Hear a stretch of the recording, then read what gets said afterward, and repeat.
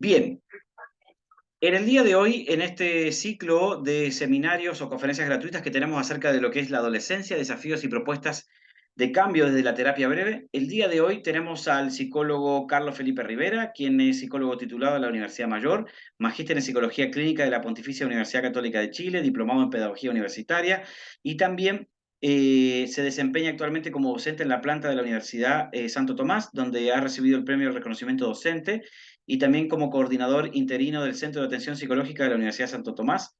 En el día de hoy, gracias también a tener aquí a Carlos Felipe Rivera, docente del Diplomado de Terapia Sistémica Breve 2024, quien nos va a brindar el día de hoy una ponencia respecto a lo que son las herramientas para la construcción del vínculo terapéutico en adolescentes, algo sumamente importante e interesante, del cual le vamos a brindar entonces a partir de ahora el espacio para que puedas ya tener tu lugar para poder compartir tu PPT y todo. Bueno, Felipe,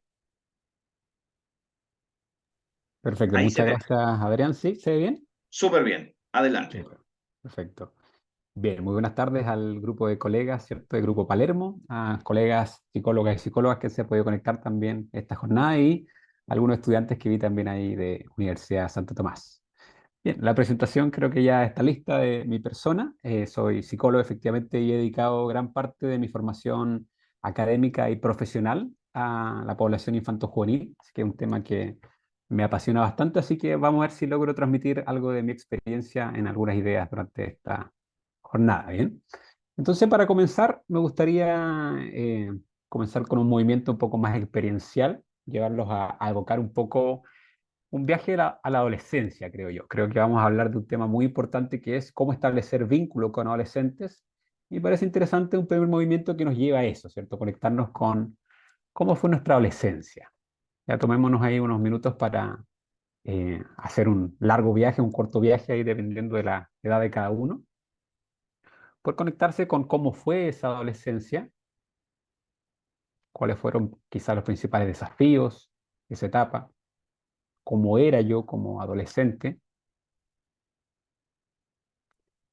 Y en el caso que hayan tenido una experiencia terapéutica en su adolescencia, traten de recordar qué fue lo que valoraron de esa relación terapéutica, cuáles fueron las cualidades quizás de ese terapeuta que ustedes destacaron y consideraron valiosas. Si no fue una experiencia tan enriquecedora que hubieran querido que se hubiera presentado en esa relación. Si no tuvieron quizás la experiencia de haber ido a terapia en su adolescencia y lo hubieran hecho, ¿qué le hubiera gustado ver también en esta relación terapéutica?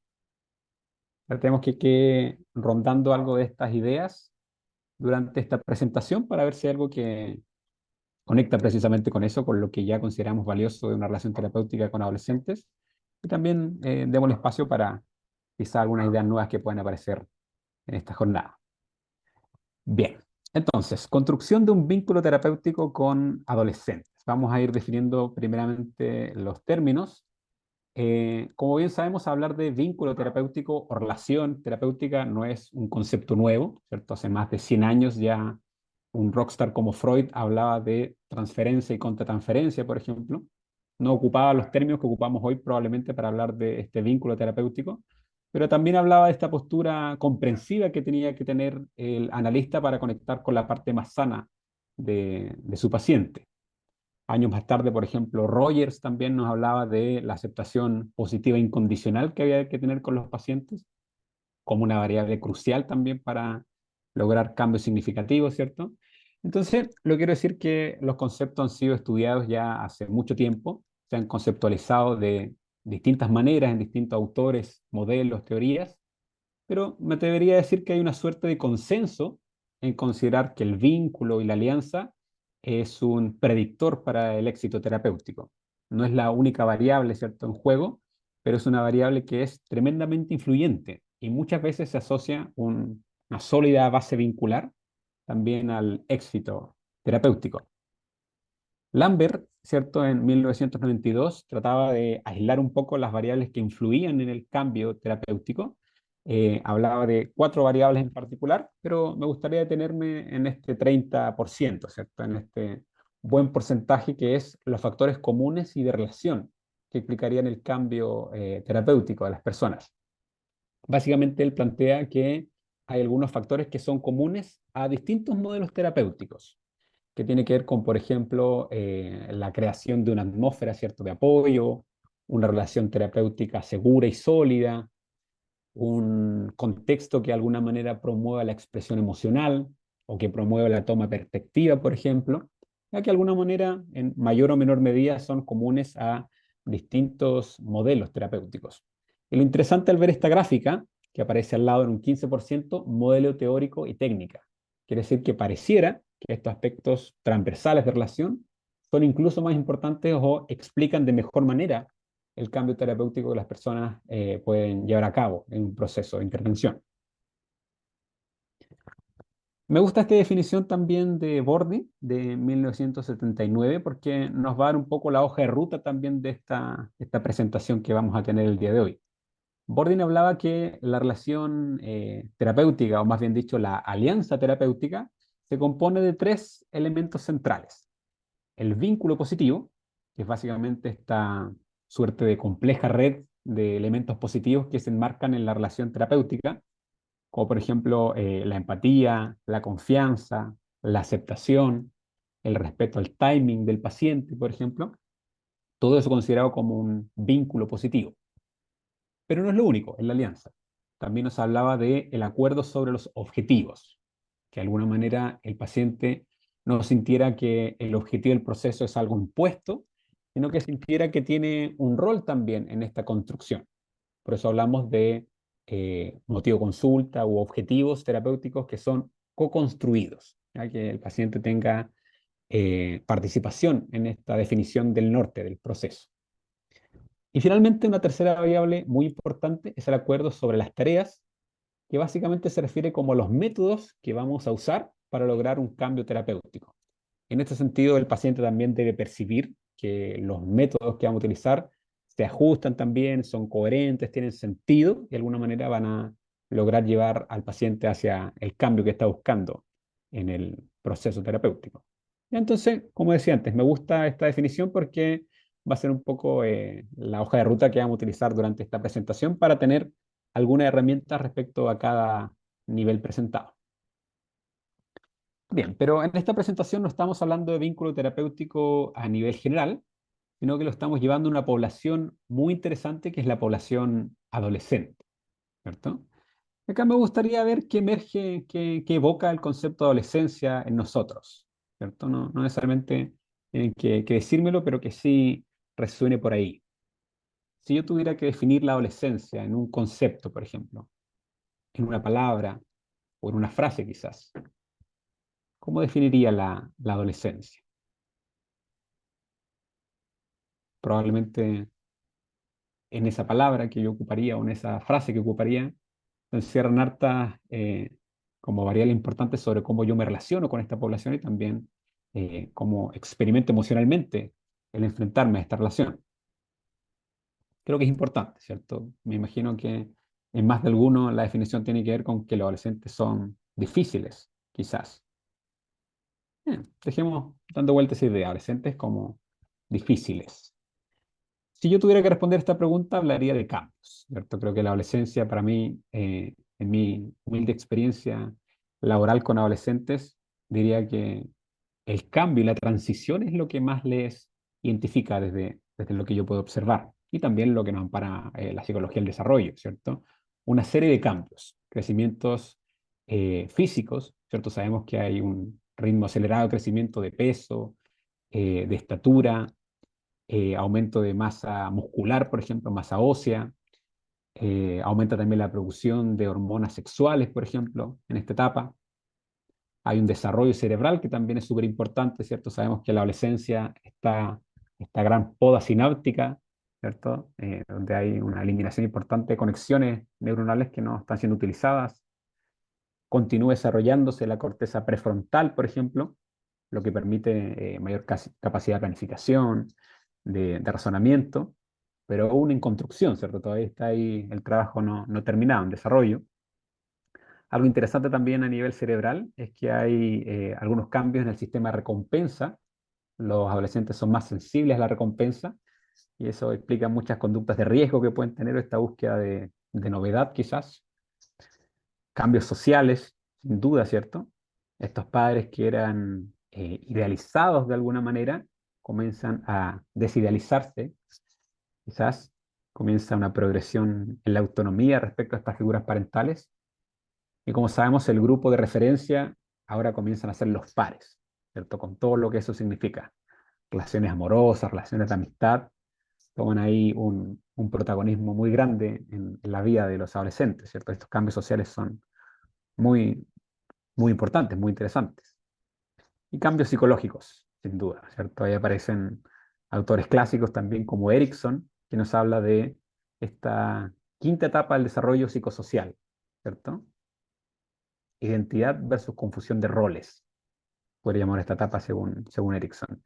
Y sí, ¿cierto? Hablamos de la identidad como una variable muy importante en el desarrollo adolescente, ¿cierto? En esta búsqueda activa del adolescente de poder definir quién soy, cuál es mi lugar en el mundo de alguna manera.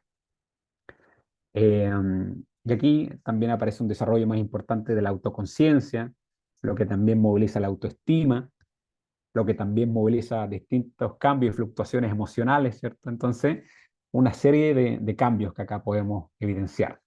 Creo que esa es la población que está frente a nosotros cuando estamos trabajando con adolescentes. Y me parece interesante la lógica de evaluar qué impacto tendría resignificar esta frase, ¿cierto? La frase, los adolescentes son difíciles, ¿cierto? Quizás a la frase, a la afirmación, es difícil ser adolescente, quizás. No son afirmaciones excluyentes, pero creo que nos sitúa en un lugar diferente el pensar en la adolescencia como una etapa difícil.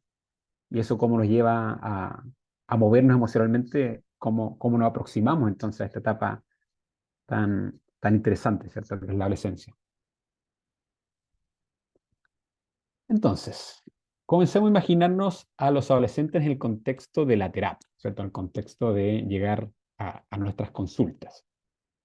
No quiero que generalicemos con esto y hagamos distintos prejuicios, pero sí la evidencia nos da algunas luces sobre cómo suele llegar el adolescente a la consulta.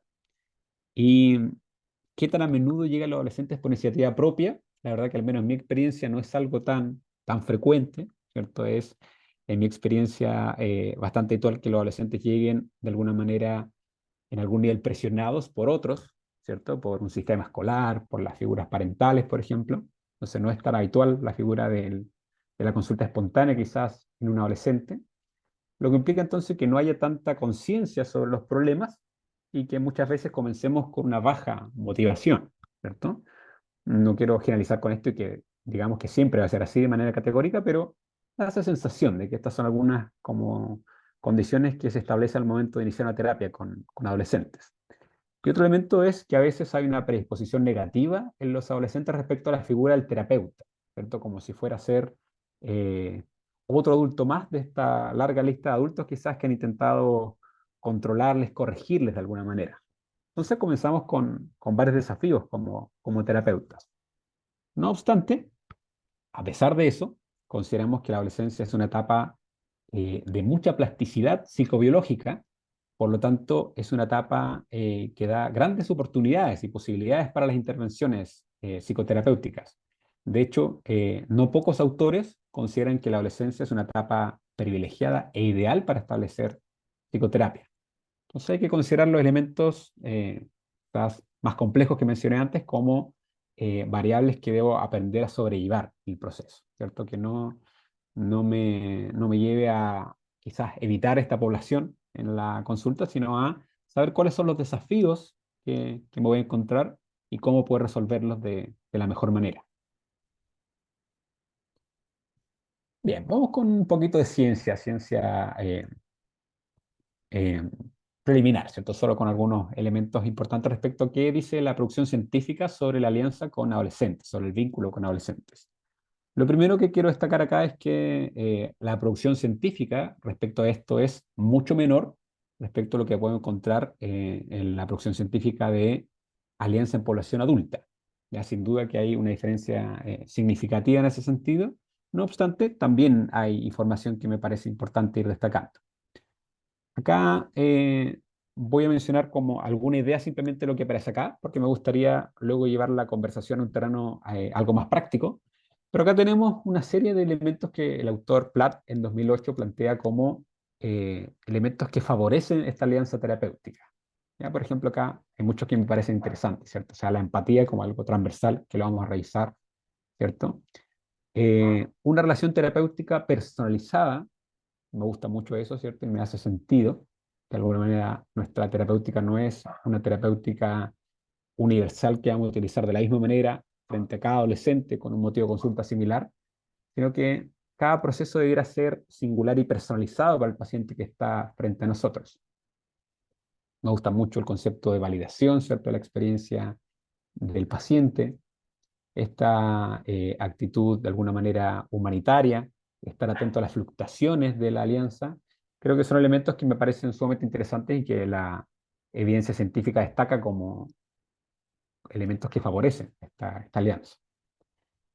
Pero no todo es maravilloso, por supuesto, hay distintas prácticas que pueden llevar a entorpecer de alguna manera esta alianza y, según Weissman en 2009 y otros autores, plantean algunos elementos que pueden entorpecer esta alianza. Acá elementos que algunos son contrarios a lo que parecía antes, otros son nuevas ideas. Me parece interesante esto de ser crítico, moralista, por ejemplo, no asegurar o ser poco cuidadoso con lo que es la confidencialidad en relación terapéutica con adolescentes, ser aburridos quizás, ser quizás muy tradicional en nuestra forma de establecer terapia. Y me gustaría destacar esta última idea de la estructura rígida en terapia. ¿Ya? Esto de tener una estructura rígida respecto a cómo voy llevando a cabo las distintas etapas, cómo voy llevando a cabo los movimientos en la sesión, por ejemplo, que se note rigidez, normalmente es una práctica que es poco valorada por los adolescentes y que atenta también con este vínculo que mencionaba antes. Eso dice la evidencia, de alguna manera, en esta pincelada quizás más general. No obstante, me gustaría que pudiéramos detenernos en algunos movimientos un poquito más concretos para que se vean con algunas herramientas para comenzar o para seguir fortaleciendo quizás la relación que tienen con sus adolescentes en el contexto terapéutico. Y por eso vuelvo al modelo que revisamos antes, ¿cierto? En estas tres variables: vínculo positivo, acuerdos sobre objetivos y acuerdos sobre las tareas o los métodos del proceso.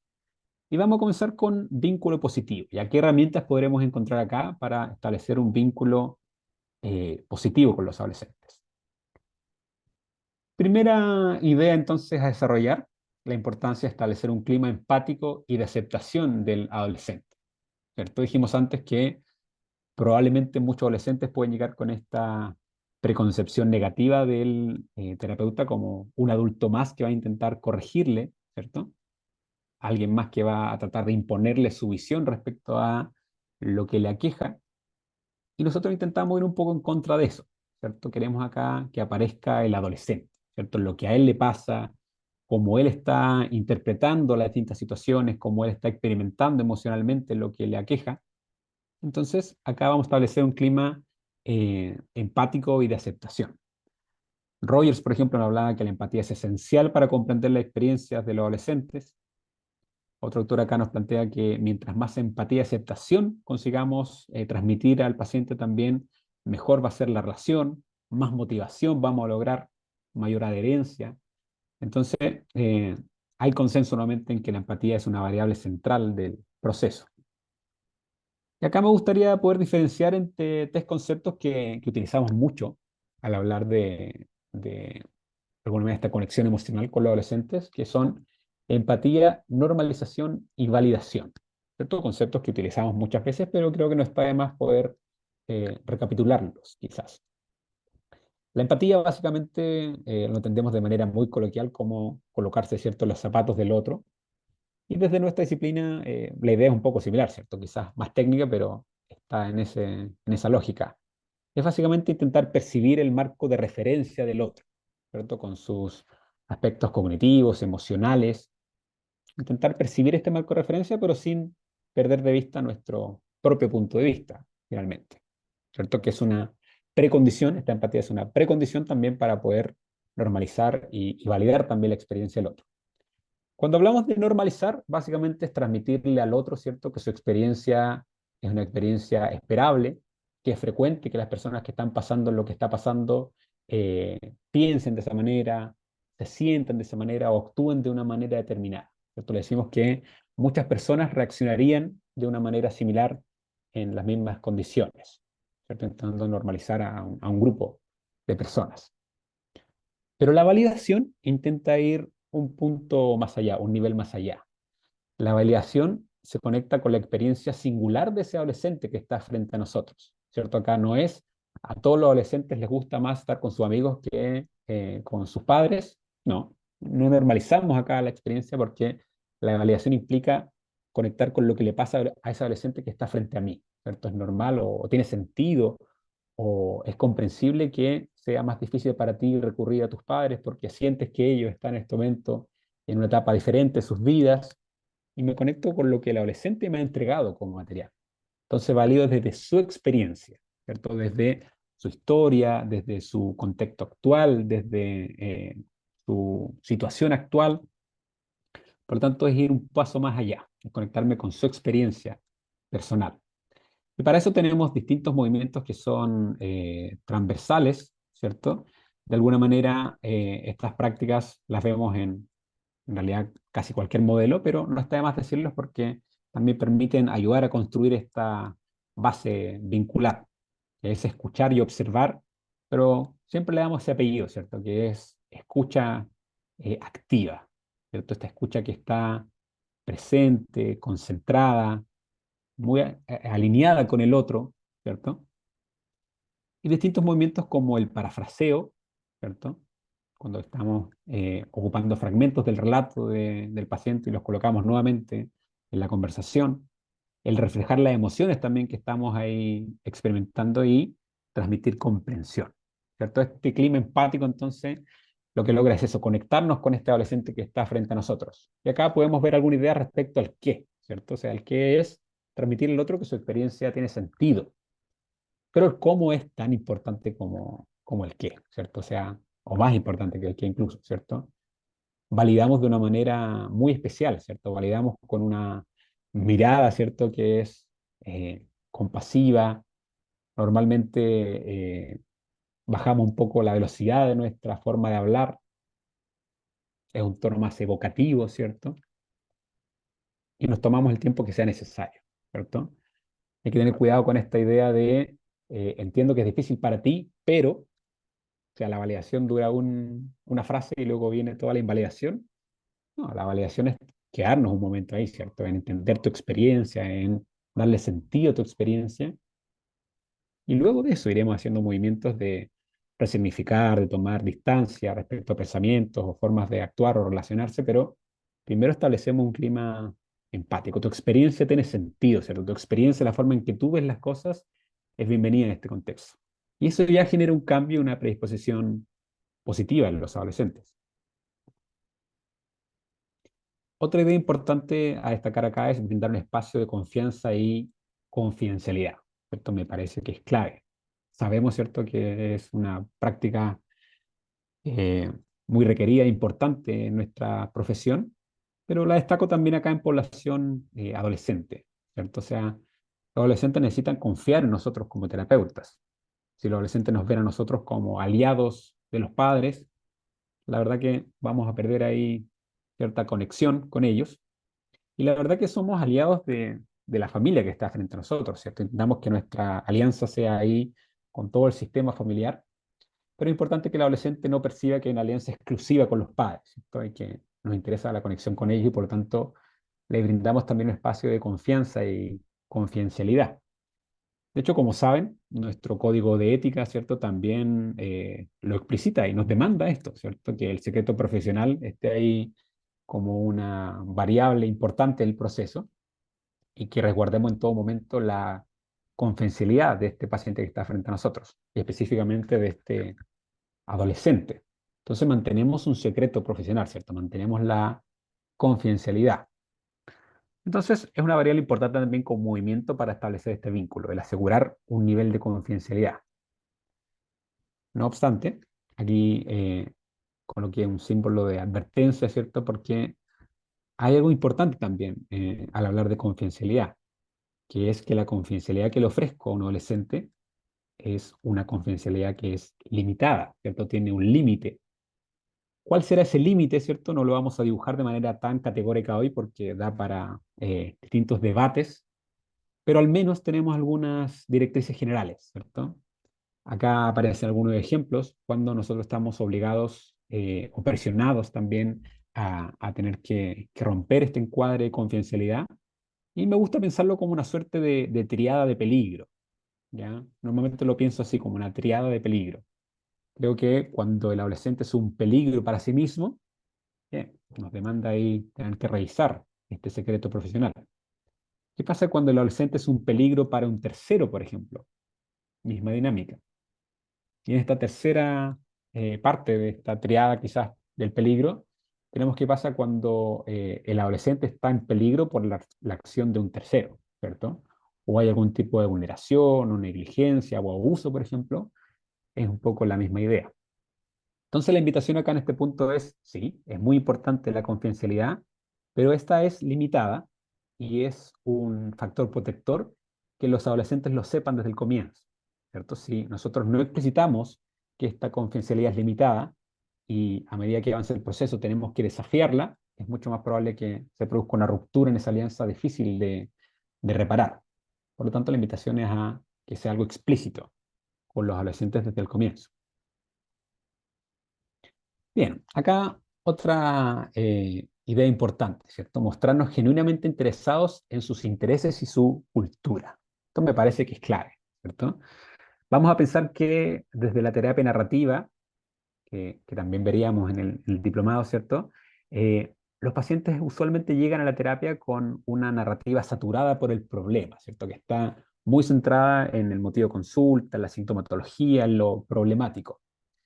Y esto también impacta en que muchas veces los niños o los adolescentes comienzan a experimentar una suerte de fusión de su identidad con el problema. Esta problemática empieza a fusionarse con su identidad y nuestro primer movimiento como terapeutas debería ser intentar engrosar también la trama que no está asociada al problema, intentar eh, darle espacio a esta trama que no es el motivo de consulta, que no es lo que no funciona, sino que es todo lo demás que es el adolescente que está frente a nosotros, ¿cierto? Y para eso me parece importante el equilibrio. Cuando hablamos de un interés, por ejemplo, y el paciente me dice que le interesa el fútbol, ¿ya? Y le hago dos preguntas del fútbol, por ejemplo, y luego 20 preguntas respecto a lo que, a lo que no funciona, me doy luego el motivo de consulta, la verdad que no estamos logrando un equilibrio en esto. Entonces, solo como modo de ejercicio, si quieren colocar algunos ejemplos en chat, bienvenidos sean, pero si no, hacer ejercicio personal, ¿cierto? De qué preguntas puedo hacer cuando un adolescente me explicita sus intereses, por ejemplo. Tenemos acá, no sé, si es el fútbol, por ejemplo. ¿Qué preguntas puedo hacerle a un adolescente que involucren mostrarme conectado con esto y que es algo que realmente me interesa? Pensemos que debieran ser, no sé, 15, 20 preguntas, por ejemplo. Algo que debiera, de alguna manera, eh, lograr conectar con su interés de una manera profunda, ¿cierto? Entonces, solo como ejercicio personal. Muchas preguntas que pudiéramos hacer frente a esto. Primero, preguntas quizás más de la línea de hace cuánto tiempo juega, quizás en qué posición, cuál es su equipo favorito, su jugador favorito, pero también luego nos vamos conectando con distintos significados. O sea, ¿qué significa el fútbol para este paciente? ¿De qué manera quizá el fútbol ha logrado ayudarlo a superar momentos difíciles de su vida, por ejemplo? ¿Qué ha aprendido gracias al fútbol y cómo lo ha aplicado en su vida en general, por ejemplo? Es la misma lógica con cualquier interés que nos presente el paciente, ¿cierto? Si es el arte, si son los juegos, por ejemplo, si es la música, si es ver series, la música ya escucharla, ¿no? En la ejecución, redes sociales, ¿cierto? Ahí la lógica y la invitación es a explorar los intereses, ¿cierto? A profundizar en aquellos. Bien, vamos con otros dos movimientos ya para ir cerrando. Movimiento orientado al acuerdo sobre objetivos y finalmente sobre las tareas. Respecto a los objetivos, recuerden que esto es definir de alguna manera un objetivo en común con el adolescente. Y acá la invitación es primero reflexionar respecto a cómo llega este adolescente a la consulta. El movimiento que les propongo acá es hacer los clientes, básicamente. Vamos a pensar que muchas veces los adolescentes llegan motivados por presiones externas, familiares, escolares, por ejemplo, y hacer los clientes es conectarnos con en qué fase están ellos respecto a la motivación del cambio. Hay una teoría, ¿cierto?, de Prochaska y de Clemente que habla de las etapas, perdón, o las fases que vamos enfrentando de la motivación respecto al cambio. Y me parece importante preguntarnos eso. ¿En qué etapa del cambio está el adolescente que está frente a mí? Nuevamente no vamos a generalizar, pero no es extraña esta figura de un adolescente precontemplativo, ¿cierto?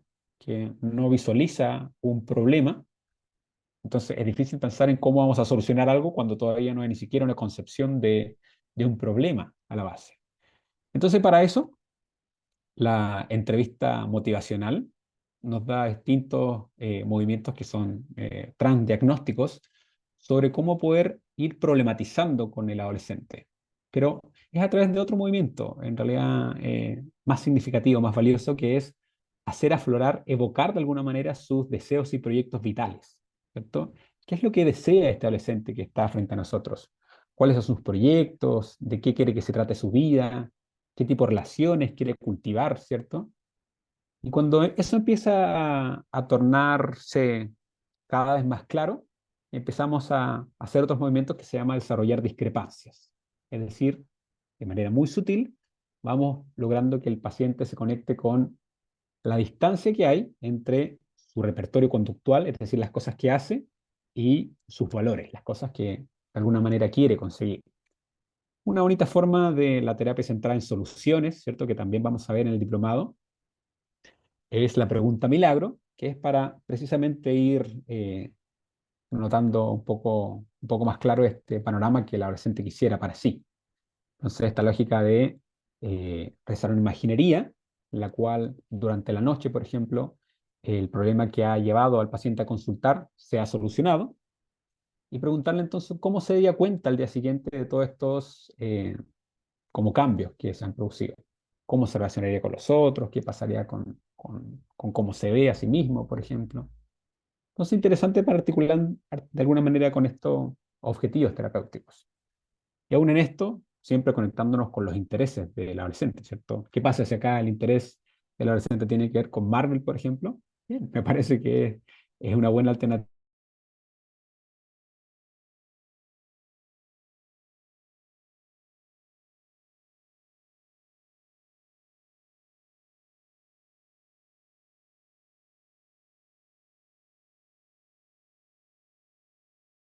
a modificarlas en función de el adolescente que está frente a mí. Bien, y la última idea para ir cerrando, no me lo voy a pasar, acuerdos sobre las tareas, ¿cierto? Sobre los métodos que vamos a utilizar. ¿De qué manera vamos a llevar a cabo en la cotidianidad de las sesiones esta vinculación con nuestro adolescente y cómo vamos a estar logrando los objetivos terapéuticos? También una invitación a reflexionarlo, ¿cierto? Esto va a ser netamente verbal con los adolescentes. Revisémoslo, ¿cierto? Quizás es la invitación a desplegar nuestra creatividad y buscar otras herramientas, ¿cierto? Entonces, adecuar las técnicas y las estrategias. Acá coloco como ejemplo un juego que me gusta mucho que se llama Dixie, no sé si lo conocen, que parece una herramienta muy interesante para trabajar con adolescentes. Esto acá se los dejo como tareita igual o como actividad que si quieren no pueden responder ahora. Con la pregunta para evocar. Si tuviera que seleccionar una de estas tarjetas que representara cómo me siento en este momento, por ejemplo, con qué me voy a ir de esta primera presentación de esta conferencia, ¿cuál elegiría y por qué, por ejemplo? ¿Cuál de estas cartas representa de alguna manera cómo me siento en este momento? ¿Cómo me voy de esta primera conferencia? ¿Cómo termino esta primera conferencia? Interesante. Métodos para, cierto, generar conversación con adolescentes muchas veces abre eh, bonitas conversaciones, abre el diálogo también en instancias como esta. Entonces ahí si quieren compartirlo, la dejan para ustedes, pero eso, ¿cierto? Generar narrativa también con otros medios. Entonces, tenemos posibilidad de ocupar juegos con adolescentes, stickers, por ejemplo, cómics que también son atractivos en distintas poblaciones adolescentes, memes, por ejemplo, ¿por qué no? Porque de alguna manera batallar contra los intereses de los adolescentes y por qué no incluirlos mejor como un aliado en nuestros procesos, mangas, por ejemplo, literatura también que puede ser atractiva para los adolescentes. Acá, de alguna manera, no es limitar las posibilidades que tenemos de vehículos para trabajar con adolescentes, al contrario, es poder ampliar ahí nuestra visión, incluir todo lo que podamos y todo lo que sea necesario y sea útil en el trabajo con nuestros adolescentes. Y para cerrar entonces, esta frase me gusta porque creo que resume un poco estas ideas generales o unas más específicas que quería transmitir el día de hoy, que dice así, ¿cierto? El viraje más espectacular imaginable en el campo de la psicoterapia es el que liberará del abrazo constrictor del cientificismo, que conectará con el manantial creador del arte. Me parece interesante, ¿cierto? Estoy de acuerdo en un nivel con el autor. No obstante, tengo una invitación diferente. Yo propongo un abrazo grupal acá. No soltar el abrazo de la ciencia, ¿cierto? Creo que la ciencia es muy importante y he querido también mostrar un poco acá el día de hoy que es nuestra base también, pero ocupar nuestra creatividad, ¿cierto? La terapia también es arte, con los adolescentes es un arte. Entonces, tenga ahí una sólida base científica, pero des el espacio para ser un artesano también en sus procesos terapéuticos. Eso es lo que quería transmitirles el día de hoy. Espero que haya sido de utilidad. Muy bien, Felipe, con tu exposición del día de hoy. Bueno, no sé si hay alguna pregunta. Colóquela ahora en el chat. Bueno, y también si quieren ustedes colocar ahí los agradecimientos hacia él también. Veo aquí palmas y mucho efusividad aquí en el chat. Genial, muchas gracias, muchas gracias. Si hay alguna duda, la pueden escribir aquí también para que puedan estar conectados con nosotros, pero mucho agradecimiento en realidad, Felipe. Bueno, se hace muy cortito a veces poder hablar de un tema en tan poco tiempo, pero creo que es importante ya instalar y poner ahí el espacio para poder dejar a la gente, ¿no es cierto?, pensando en el tema y profundizando después también un poco más, ¿no es cierto? Este, mm, Alguien pregunta acá, soy estudiante de psicología, ¿en qué consiste el instrumento de Dixit en adolescentes? Es un juego para eso, ¿no, Felipe? Sí, la verdad que no es un instrumento psicológico, nada por el estilo, es un juego de mesa, pero un juego de mesa que de alguna manera tiene una propiedad que lo hace muy interesante, creo, en la terapia, ¿cierto? Porque son imágenes bien abstractas, bien caóticas, y permite entonces generar ahí buenas conversaciones, pero no es una herramienta psicológica per se. Ajá, ajá, perfecto. Bueno, muy bien. Oye, muy, muy agradecido, Felipe, con tenerte acá. Y bueno, creo que siempre son grandes aportes estos que hacen ustedes cuando hacen estos seminarios, así que estamos muy, muy agradecidos de eso. ¿Cómo se llamaba el último autor citado? Es el último autor citado. ¿Cómo se llamaba? Si es que te acuerdas. Sí, el que decía la frase final, Kini, se escribe Kenei. Ya, Dice esa bueno, frase, después el si se la viraje de puedes la colocar ahí en psicoterapia. el chat. Sí, ningún problema, ahí la coloco. Bueno, muy bien, Felipe, gracias, muy, muy, muy, Gracias muy a ti, Adrián. interesante. Voy a poner aquí stop, un momento.